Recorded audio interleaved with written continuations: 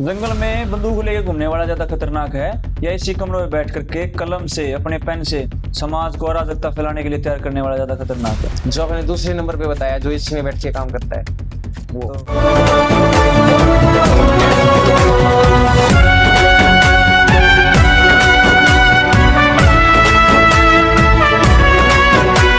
तो जो देश के प्रधानमंत्री ने कहा दिमागी नक्सली, उसके बारे में आप क्या कहना चाहोगे? वो कौन है?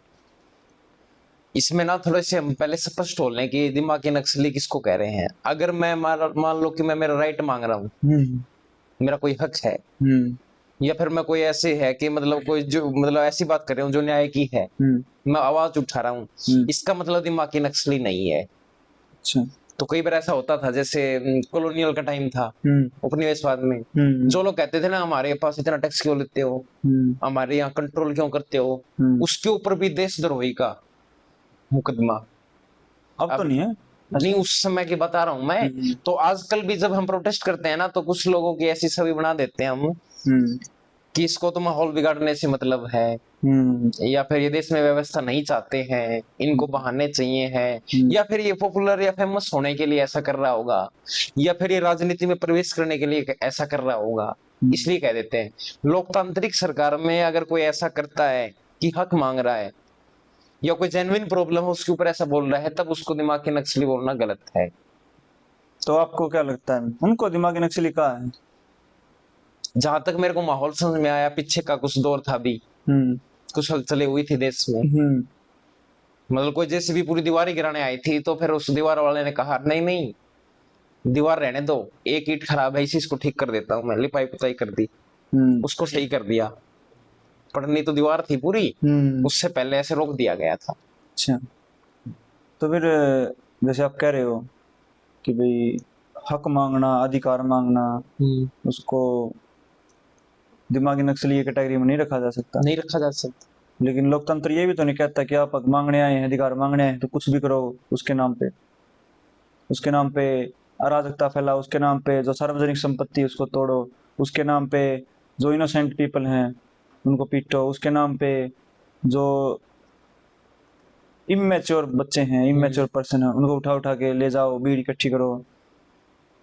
कई बार ना ऐसा माहौल हो जाता है कि जैसे मैं कोई अर्जी लेके गया, कोई रिक्वेस्ट लेके गया और मेरा काम हो नहीं पा रहा था, ऐसे एग्जांपल से बता रहा हूँ, तो कई बार मायूसी आती है, मतलब बार बार दिमाग ऐसा हो जाता है कि मतलब फेडअप हो जाता है कि परेशान हो चुका हूँ, कुछ हो ही नहीं रहा इसमें। ऐसे हमने इतिहास में ऐसे प्रयास किए हैं, मतलब अलग अलग पीरियड थे, जैसे कॉलोनियल टाइम में भी, तब किसी ने कुछ नहीं सुना। तो फिर जब क्रांतिकारी आए थे ना, उससे पहले मॉडरेट्स थे जो सिर्फ रिक्वेस्ट या एप्लीकेशन ही देते थे ऑफिस में जाके कि प्लीज हमारा टैक्स माफ कर दो, प्लीज हमारे लिए कुछ इतना तो कर सकते हो, भले ही आप देश ना छोड़ो लेकिन हमें थोड़ी सी आजादी तो दे दो, जो हमारी नेचुरल है वो चीज हम ऐसे मांगते थे। अच्छा। तो फिर होता क्या है कि वो चीजें वैसे नहीं मिल पाती है, तब उसका तरीका बदल जाता है लास्ट में, फिर क्रांतिकारी आंदोलन से होते हैं, फिर भगत सिंह का दौर आता है, क्रांति करनी पड़ती है, फिर क्रांति करनी पड़ भी जाती है। और जो ये दौर है ना, राजनीतिक दौर, हम लोकतंत्र पे जो पहुंचे हैं, लोकतंत्र की जहां पर भी शुरुआत होती है वो क्रांति के बिना शुरुआत हो ही नहीं सकती, और जिस लोकतंत्र में क्रांति नहीं होती है तो फिर वो एक्चुअल में मुझे लगता है कि या तो वो दबाए हुए लोग हैं या फिर वो अवेयर लोग नहीं है, क्योंकि जब भी अवेयरनेस आती है तो क्रांति होना निश्चित है। नहीं, जैसे आप क्रांति की बात कर रहे हो, नेपाल में जनजीज ने क्रांति की, क्या वो ठीक थी? अगर उनको ऐसा लगता है ना एक जनरेशन गैप होता है कि कोई 60 साल का नेता हमारे लिए जरूरी है कि हमारे लिए सही सोच ले, जनरेशन गैप है। जैसा मैं सोचता हूँ 28 की उम्र में, ऐसे कोई 65 का होगा, 60 का होगा, वो हमारे जैसे नहीं सोच पाता, तो हमें तो ये लगेगा कि उनको भी ये लगेगा कि मैं सही सोच रहा हूँ, और हमें भी ये लगेगा कि मैं भी सही सोच रहा हूँ, गैप हो जाता है बीच में। लेकिन कभी कभी इंडिविजुअल प्रॉफिट देख लिए जाते हैं। मान लो कि 1956 की बात है, लाल बहादुर शास्त्री ने रिजाइन कर दिया रेलवे मिनिस्ट्री से, रीजन उसका सिर्फ ये था कि मैं, हो सकता है मेरे से काबिल इधर आ जाए और वो मेरे से बेस्ट कर दे व्यवस्था, उसने कर दिया, और सरकार चाह रही थी कि उसको ना करने दे, लेकिन फिर भी उसने कर दिया। लेकिन अभी जो यहाँ पर कोई मिस्टेक हो जाती है, बाय चांस कोई दिक्कत आती है, तब हम ऐसा एक्सपेक्ट नहीं कर सकते कि वो ऐसे कर लेंगे, नहीं करते रिजाइन। नहीं, डिजाइन वाली बात नहीं है, जैसे आप कह रहे हो कि जनरेशन गैप हो गया, हाँ हो जाता है। लेकिन ऐसा जरूरी थोड़ी ना कि जो जेनजीज या कोई भी जो युवा है उनको सही लग रहा है वो सही हो। हाँ मान ये ले एक जगह पे मैंने कल परसों एक वीडियो देखी, एक महिला थी, मिलिट्रीज जो थे वहां पे कुछ फोर्स थी, उन्होंने रोक रखा था, बैरिकेड्स लगा रखे थे, जम्मू साइड की बात है। हाँ इसमें तो ये है, अगर सही तो नहीं है ना। उसने कहा कि भी हम जेनजीज हैं, हम ऐसा नहीं कर सकते, हम लड़ेंगे, हम यही धरने पे बैठ जाएंगे। वो तो ठीक नहीं था मेरे ख्याल से, इतना ज्यादा हाई रिस्क, वो ज्यादा मतलब वो प्लेस है, हाँ हाँ वहाँ पे इतनी ज्यादा सिक्योरिटी चाहिए है, वहाँ पे अगर घंटे 2 घंटे 3 घंटे का भी अगर जाम लगता तो अपने लिए लगता, हाँ अपने लिए अपने लगता है। सिक्योरिटी के लिए, फिर भी ऐसा कर रहे हैं। तो फिर तो ऐसा नहीं कह सकते कि भाई जो क्या नाम है वो क्रांति कर रहे हैं ठीक होगी। नेपाल के अंदर जैसे मैं बताऊं, नेपाल में क्रांति की, तख्ता पलट कर दिया उन्होंने, तो क्या वो बढ़ गया आगे? वहां के उपराष्ट्रपति की पत्नी को जिंदा जला दिया उन्होंने। जब कोई क्रांति आंदोलन हिंसक रूप लेता ना, तो वो मेरे ख्याल से सफल नहीं होता, वो विनाश करके जाता है, देश को बहुत पीछे लेके जाता है। जैसे मैं एक बात बताता हूँ आपको, भगत सिंह ने भी ये बात कही थी, ये जो रिवोल्यूशनरी होता है ना, रिवोल्यूशन, क्रांति, वो सिंबलिकल एक्ट होता है, सिंबलिक एक्ट होता है, उसमें मारकाट थोड़ी ना होती है, सिंबल एक क्रांति होती है। जब भगत सिंह ने असली में गोला मारा था, उस टाइम पे क्या किया था उसने? किसी को मारा था? एक को भी नहीं मारा। वो सिर्फ बम ऐसी जगह फेंका जानबूझ के, ताकि सिर्फ वहां धमाका हो, वहां क्रांति बने, क्रांति उत्पन्न हो, वो एक ऊर्जा आए कि भाई हम तुम्हारे विरोध में हैं। ऐसे विरोध करना है, किसी को मार पीट के, चीजों को जला के, सार्वजनिक संपत्ति को तोड़ फोड़ के, ऐसे क्रांति करना ठीक नहीं है। चलो ये और बताओ। ये फिर वही सोच के व्यक्ति जाते हैं जो शायद मेरे ख्याल से एक व्यक्ति जो दिमागी नक्सली की विचारधारा वाला होता है। आपको ऐसा लगता है कि मान लो कि हम अपने इतिहास से क्रांतिकारियों को हटा दें और सिर्फ उनको छोड़ दें जो रिक्वेस्ट है ऐसे बात करते थे, या गांधी की तरह बात करते थे, या रिक्वेस्ट या एप्लीकेशन की तरह बात करते थे दे दे के, तो फिर आप कैसा पाओगे इंडिया को? अगर उनको हटा दे, आपको लगता है कि फिर मतलब जो ब्रिटिश थे वो छोड़ देते इंडिया? कभी भी नहीं। हाथ जोड़ के आजादी अगर मिल जाती तो बहुत पहले लोगों ने हाथ जोड़ने शुरू कर दिए थे। आजादी तो छीन के लिए जाती है, छीन के लिए जाती है। तो फिर लोकतांत्रिक सरकार में भी कभी ऐसा होता है कि जैसे हम इंडिपेंडेंट हो गए मान लो, अब इंडिपेंडेंट होने का मतलब ये नहीं है कि हम सांस्कृतिक रूप से, सामाजिक रूप से भी, या अपने निजी जीवन में भी हम इंडिपेंडेंट हो गए। लोकतांत्रिक सरकार में जब जब हम महसूस करेंगे कि हमें कोई गलती लग रही है, हमारा कोई मतलब कुछ मिस हो चुका है, जो हमें चाहिए है, जो हमारे राइट है, जैसे हमें रहना चाहिए, क्योंकि लोकतांत्रिक सरकार का सीधा सा मतलब है लोगों का तंत्र है, यानी कि लोगों का सिस्टम है, और उसमें लोग ही परेशान होते हैं, तो वो आवाज रखेंगे। रखनी चाहिए, रखनी भी चाहिए, क्यों रखनी चाहिए? रखनी चाहिए, बिल्कुल रखनी चाहिए। लोग रखते हैं, उसका भी एक तरीका होता है। बिल्कुल। मेरे ख्याल से संविधान में ऐसा क्यों नहीं लिखा गया कि जो आंदोलन है वो तोड़ फोड़ करके आंदोलन हो सकते हैं? सत्याग्रह, भूख हड़ताल, सोनम वांगचुक जी बैठे थे, भूख हड़ताल की थी मेरे ख्याल से उन्होंने। हाँ, मारपीट तो नहीं की उसने की। कितना बड़ा सिंबलिकल क्रांति होती है। क्रांति है ही क्या? क्रांति को लोग समझ ही नहीं पा रहे। क्रांति है क्या? क्रांति उसको समझो, मान लो आपने बता दिया भूख हड़ताल थी, वो भूखा अकेला था, जो उसके पास जो साथी थे या उसके आसपास में जो उसको कोऑपरेट करने के लिए अलग अलग छोटी छोटी सिटी में, कस्बों में, टाउन्स में अलग अलग लोग इकट्ठे हो रहे थे, जो हलचल बढ़ रही थी, वो लोग भूखे नहीं थे। नहीं थे वो। आपको एक की भूख नजर आ रही है, लेकिन बाकियों का जो एक्टिवनेस थी, सक्रियता थी, तो वो जो बाकी सक्रिय थे, उनमें कितने लोग ऐसे थे जो मतलब एक्ट तो ऐसा कर रहे थे कि भी हम वास्तव में देश के बारे में कुछ करना चाहते हैं, लेकिन वो शायद वो पत्थर इकट्ठे कर करके मारे जा रहे थे उनके द्वारा। नहीं, पत्थर इकट्ठे करके मारना अलग बात है। हालांकि अगर कोई एक बात मतलब किसी की एक के जरिए सुनाई ना दे, उनको हल्का ले लिया जाए, तो उसी के जो पीयर एज होती है, एक ही ग्रुप के होते हैं, उसको दूसरे ऐसे समझाते हैं। लोकतांत्रिक देश में लोगों का सिस्टम है, तो कोई एक व्यक्ति का तो वैसे रोल नहीं होता, लोगों का होता है। मैं आपको एक बात बताता हूँ कि जब ये बात आती है ना कि अधिकारों के बारे में बात करना, हमारे अधिकारों का हनन हो रहा है, हमारे हक हैं, आजादी, तो उसके बीच में कहीं पे कर्तव्य की बात क्यों नहीं आती? क्रांति करते समय क्या वहां सारे कर्तव्य खत्म हो जाते हैं? फंडामेंटल राइट्स तो हमें मिले हैं, लेकिन फंडामेंटल ड्यूटीज भी तो हैं। मेरे ख्याल से तो वो नहीं देखते वहाँ। जब फंडामेंटल ड्यूटीज देखनी खत्म हो जाती हैं, वो सिर्फ राइट्स की बात करते हैं, सिर्फ वही दिखती हैं, तो वो दिमागी नक्सली वाला विचार होता है।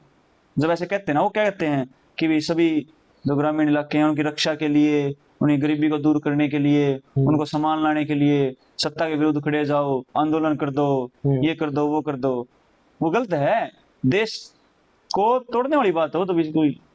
और आप क्या सोचते कि भाई मान लो अगर कोई हर जगह हर राज्य में से क्रांति होने लगी, 1857 जैसी क्रांति होने लगी, या लोग इकट्ठे हो गए मारधाड़ करने लगे, क्या सोचते हैं आप? अगर मान लो 1 लाख लोग हरियाणा में आज इकट्ठे होकर क्रांति कर रहे हैं, तो कितने लोग ऐसे हैं जो सभ्य रहेंगे? आप मुझे बताओ, कितने लोग ऐसे हैं जो चुपचाप चलेंगे कैंडल मार्च की तरह? कितने चलेंगे?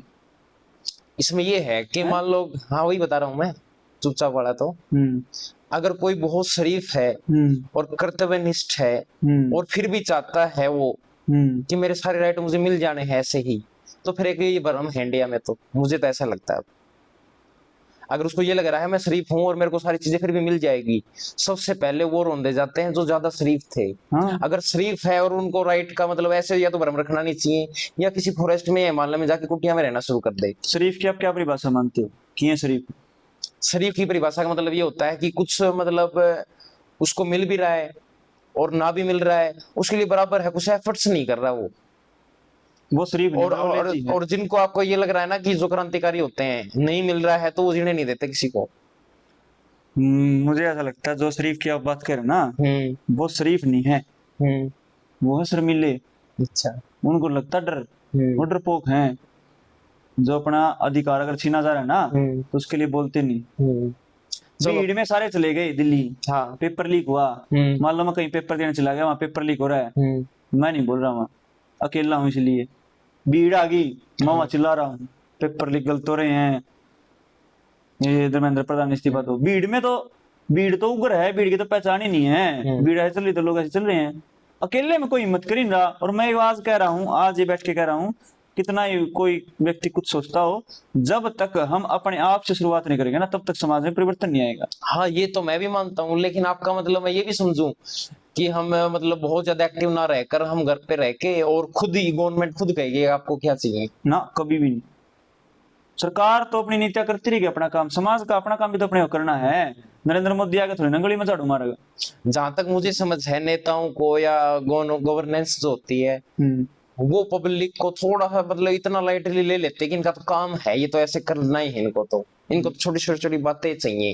हालांकि मुझे नहीं लगता कि जब कोई रेवोल्यूशनरी जो शुरू करता है कोई क्रांति, तो उसका कोई शौक होता है, मजबूरियां होती हैं, और उस मजबूरी के अंदर अगर वो नहीं करता है तो फिर वो उसको बोलते हैं कि सप्रेस हो गया या दबा दिया गया। तो अपनी बातें तो रखने का अधिकार है, और प्रोटेस्ट करना लोकतांत्रिक देश में गलत नहीं है, ये राइट है। हाँ, लेकिन उसके प्रकार है। लेकिन मैं एक बात और सोचता हूँ, जो प्रोटेस्ट की बात है उसका हक दबाया गया है, ये जो देखा जा रहा है कि उसका हक सही है, अधिकार सही बात कर रहा है, नहीं कर रहा।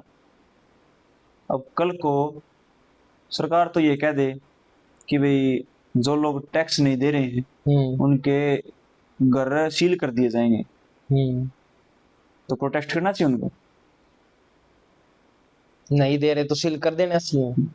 जो लोग टैक्स नहीं दे रहे ना, टैक्स तो देना होता है। आप कमा रहे 20 लाख रुपए, टैक्स देना चाहिए आपको, बिल्कुल देना चाहिए साल का पर एनम, लेकिन आप दे नहीं रहे। कह रहे जेसीबी खड़ी होगी बाहर या आपका घर सील कर दिया जाएगा, तो क्या उसको प्रोटेस्ट करना चाहिए? नहीं, फिर नहीं करना चाहिए। फिर भी लोग करते हैं, ऐसी चीजों पे करते हैं। हाँ, वो उनकी सेंस है कि वो किस चीज को लेकर करते हैं। वही जो क्रांति है ना, जो दिमागी नक्सली की बात कर रहे थे, वही क्रांति ऐसे पैदा करते हैं। उनका इंडिविजुअल जब हमारे जो डीड्स हैं, इंडिविजुअल जो हमारे ग्रीड्स हैं, इंडिविजुअलिटी हमारी जब आ जाती ना, जब निजी तौर पर हमें ऐसा लगता है मेरे लिए ऐसा होना चाहिए, उसको एक बड़ा व्यापक रूप देना वो क्रांति का, वो गलत है। अब मेरे लिए मुझे ऐसा लगता है कि मुझे नौकरी दो, मैं गरीब परिवार में हूँ। अब ऐसे मेरे जैसे बहुत सारे होंगे गरीब परिवार, सरकार का ये कर्तव्य है कि उसको नौकरी देनी चाहिए, अब हम क्रांति कर दे नौकरी दो, क्यों? ठीक है। वो एक काम ऐसा नहीं हो सकता, जैसे मतलब मैं बताऊं आपको कि जितनी पब्लिक है, सोसाइटी है, हम उसको इस लेवल पर सेटिस्फाई कर दें कि वो कभी करे ही ना, कोई उम्मीद ही ना रहे कि कभी कर भी सकते हैं क्या। क्योंकि हमारे आसपास कुछ ऐसे देश हैं जो एक साथ ही इंडिपेंडेंट हुए थे, उसमें से चाइना भी है, हाँ। और आसपास में एक श्रीलंका भी है। तो कुछ जगह पे अव्यवस्था फैल गई थी, कुछ जगह पे बहुत अच्छी बन भी गई।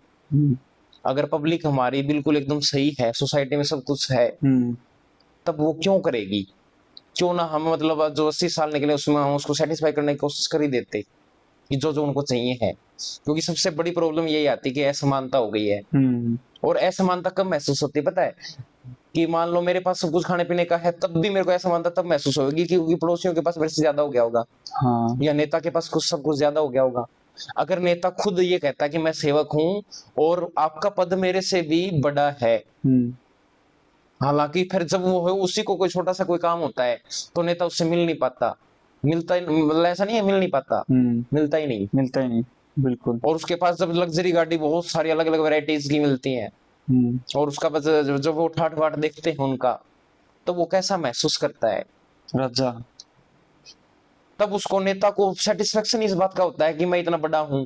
लेकिन लोकतंत्र के देश में ऐसा लिखा ही नहीं होता कि वो इतना बड़ा है, क्योंकि वो जनता पहले है, कानून भी है, लेकिन वो उसका एक सेवक है। लेकिन हमें फीलिंग ये कहां से आई कि मतलब गवर्नमेंट कर सकती है लेकिन फिर भी नहीं कर रही है? कहां से आई फीलिंग्स ये? हमने शायद ऐसी सिचुएशन इधर देखी, क्योंकि किसी को भी शौक नहीं होता कि क्रांति करने का। हम सब बचना चाहते हैं इनसे, लेकिन कुछ लोग इसमें वजह दे देते हैं हमें। कोई भी शौक से नहीं करता ये क्रांति। जो जो शामिल होते हैं ना वो लोग, और कुछ लोग शामिल कर दिए जाते हैं, कुछ लोग एक लहर होती है तो फलों में भी आ जाते हैं। तो कोई ना कोई कारण छोड़ रखा होगा तब शायद उन्होंने ऐसा किया होगा। तो पहले अगर ये सेटिस्फाई हो जाते और 80 साल हम पब्लिक के ऊपर अच्छा फोकस करते और पब्लिक को भी इस लेवल की एजुकेशन दे देते कि वो गरीबी के बारे में मतलब वो डिपो पे क्यों जाए। अगर मान लो बहुत अच्छी स्किल है किसी की, तो वे गवर्नमेंट वाली स्कीम का क्यों वेट करे? वो मान लो किसी कोई बेघर है तो प्रधानमंत्री आवास योजना के तहत मकान दे दो, चुप हो गया। खाने पीने का नहीं है, अनाज दे दो। तेल नहीं है, तेल दे दो, चुप हो गया। अब गरीबी मिटाने का तरीका बहुत गलत है, क्यों ना उसको स्किल दे दो, क्यों ना उसको अवेयरनेस या जागरूकता दे दो। मेरे ख्याल फिर वो से क्यों करेंगे? वो तो जोर दिया जा रहा है इस बात पे। अब जोर दिया जा रहा है, धीरे धीरे एफर्ट्स हो भी जाएंगे पूरे, लेकिन ये हम पहले ही सोच लेते बाय चांस। जैसे आपने एक बात कही है कि भाई हमें स्किल्स सीखनी चाहिए, अपने आप सब कुछ आना चाहिए। तो जैसा हमारा आज का जैसे विषय था दिमागी नक्सली वाली बात, जो बंदूक ले घूमते रहते हैं जंगलों में, और कुछ ऐसे भी हैं जो कलम की ताकत जो लोगों को भड़काते हैं। तो आप इस बात में नहीं मानते जो क्रांति है उसमें भड़काऊ जो लोग इसमें ना जो बहुत ज्यादा ऐड किए जाते हैं। जो लोग फॉरेस्ट में रहते हैं ना, जो गन लेके जा रहे हैं, वो सबसे ज्यादा मासूम लोग हैं। उनको तो गन का पता भी नहीं था। सच पूछो तो गन के अंदर जो लोहा लगा उसका भी नहीं पता उनको। हथियार भी उनके लकड़ी के थे और या हड्डियों के थे। उनको तो अभी तक नहीं पता था ये बात कि गन में बुलेट कैसे डलती है, मारते कैसे हैं। तो नक्सलवाद बुरा तो है ही नहीं, बुरा तो है, मैं मान गया। और जो दिमागी लेकिन उनको पता नहीं था, लेकिन उनको पता लगवा दिया गया। कुछ लोगों को भड़काया गया था, उनको सिखा दिया गया, और सिखाने वाले हम ही हैं। फंड किया गया। हाँ, फंड किया गया है, क्योंकि गन कैसे आ गई उनके पास? जिनको झाड़ू बनानी आती है बस लकड़ी से, जिनको टोकरी बनानी आती है बस, लोहे का पता ही नहीं अभी तक उनको, तो गन कैसे आ गए उनके हाथ में? वो इंजीनियर नहीं होते ऐसे कि बारूद डालने से ऐसे लेकिन अब तो वहां कर दिया ऐसा, अब तो हो गया। और वो किया खत्म कर दिया। हाँ, कर दिया गया है वो, सरकार ने किया तो ये भी हुआ है ना। और एक चीज और जो मैं मानता हूँ सबसे खतरनाक वो जैसे बैठ के जो विचार बढ़ते हैं लोगों के सरकार के खिलाफ। विचार बढ़ते नहीं, विचार की हत्या ही कर देते हैं। पब्लिक सोच ही नहीं पाती। आप मेरे से कोई ऐसा क्वेश्चन पूछने आए या ऐसा कुछ मांगने आए और मैंने आपको ऐसी चीज दे दी कि आप उसमें कंफ्यूज होके रह गए। खिलौना ऐसा दे दिया, आप मांगने तो आए थे मेरे से कोई गोल्ड की चीजें, और मैंने आपको प्लास्टिक का खिलौना दिया और आप खेलते रहे और मेरी हो गई मौज। एक चीज और है, जैसे सरकार से सवाल करने चाहिए, लोकतंत्र है, बिल्कुल करना चाहिए, मांगिए अपना, लेकिन वो जो देश को खराब करने वाली अराजकता फैलाना, खराब करने वाली भी पब्लिक है। मुझे नहीं, एक बात बताऊं मैं आपको, जैसे एक टीचर है, एक स्टूडेंट है, टीचर कितना अच्छा होएगा स्टूडेंट पे निर्भर है। जब तक वो क्वेश्चन करते हैं हम पढ़ने पे मजबूर कर देंगे। अब हमने योजनाएं ऐसी बना रखी है कि नेता आएगा तो उसके लिए ये लेके आओ, ये लेके आओ, वो लेके आओ।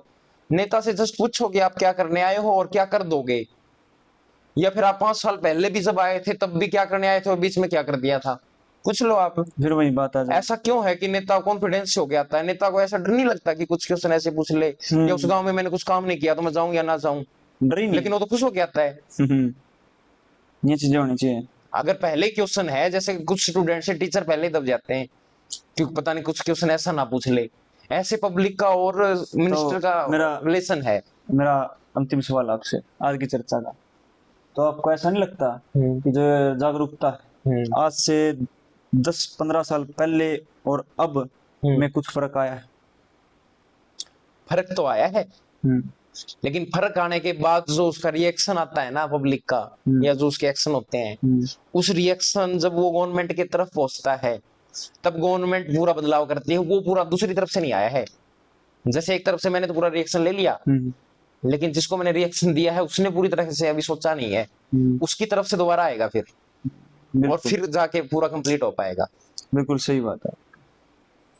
तो आज की जो हमारी चर्चा थी दादारंगी की बैठक में दिमागी नक्सलवाद के ऊपर, देश के लिए बड़ी खतरनाक चीज हो सकती है जो विचारों से देश की जो आंतरिक सुरक्षा है, देश में जो अराजकता फैलाने वाली बातें हैं, ऐसे विचार लोगों के अंदर भरे जाते हैं। किसी को ये नहीं कि भी सुबह सुबह उठा करके कहीं ले गए और कह दिया ले बंदूक चला, या किसी को कह दिया जा करके वहाँ प्रोटेस्ट कर या सरकार के खिलाफ बोले ऐसा कर। नहीं, वो विचार उत्पन्न होते हैं, वो उत्पन्न करवाए जाते हैं। तो आज की जो चर्चा का हमारा जो मुख्य उद्देश्य यही है कि आप भी हर किसी की बात को ऐसे ही मत लीजिए, ऐसे ही मत मानिए, उसको सोचिए, उसको देखिए क्या वो हमारे देश के लिए, हमारे समाज के लिए, हमारे राष्ट्र के लिए ठीक है क्या। अगर वो देश के लिए ठीक है तो ही उसको अपनाइए, तो ही उसको जिंदगी में उतारिए। तो सभी दर्शकों को दादारंगी की बैठक की तरफ से राम राम।